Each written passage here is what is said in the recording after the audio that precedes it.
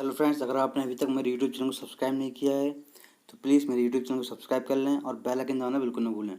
तो आज हम बात करने वाले हैं कोरिलेशन के बारे में, सहसंबंध। इंट्रोडक्शन। जब दो चरों एक्स और वाई में एक साथ एक ही दिशा में या विपरीत दिशाओं में परिवर्तन हो तो तथा एक चर में परिवर्तन के कारण दूसरे चर में भी परिवर्तन पाया जाता है तो इस संबंध को सहसंबंध कहते हैं। सहसंबंध में कारण प्रभाव संबंध होना अनिवार्य है।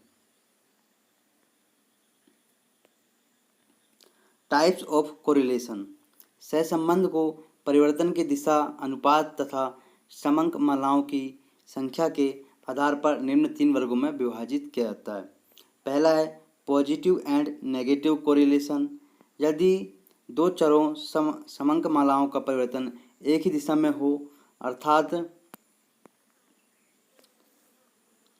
अर्थात यदि एक चर x में वृद्धि या कमी होने पर दूसरे चर y में भी वृद्धि या कमी हो तो ऐसा सहसंबंध प्रत्यक्ष अथवा धनात्मक सहसंबंध कहलाता है।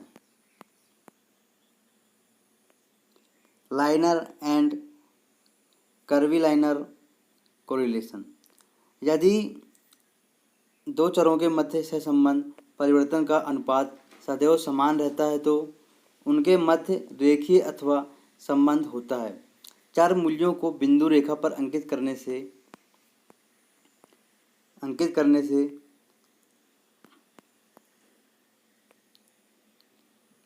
एक सरल रेखा बन जाती है। इस प्रकार का सहसंबंध भौतिक विज्ञान व पूर्ण विज्ञान में पाया जाता है। जैसे एक चर में जो है 15% की वृद्धि होने पर दूसरे चर मूल्यों में 50% की वृद्धि हो। इसके लिए जब दो चर मूल्यों के परिवर्तनों का अनुपात अस्थिर या परिवर्तनशील होता है तो उनमें उनके जो मध्य है सहसंबंध वक्ररेखीय होता है।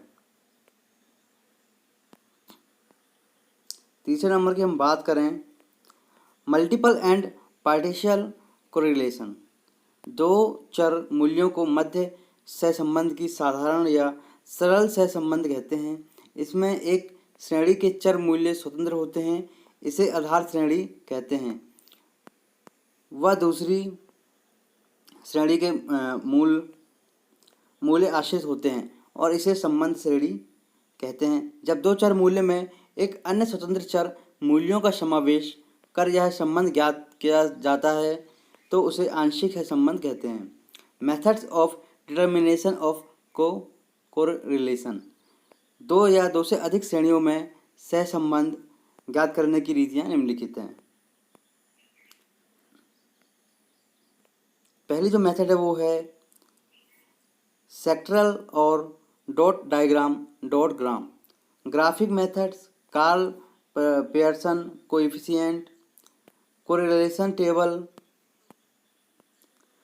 Coefficient of concurrent deviation Spearman's ranking method coefficient of correlation by the method of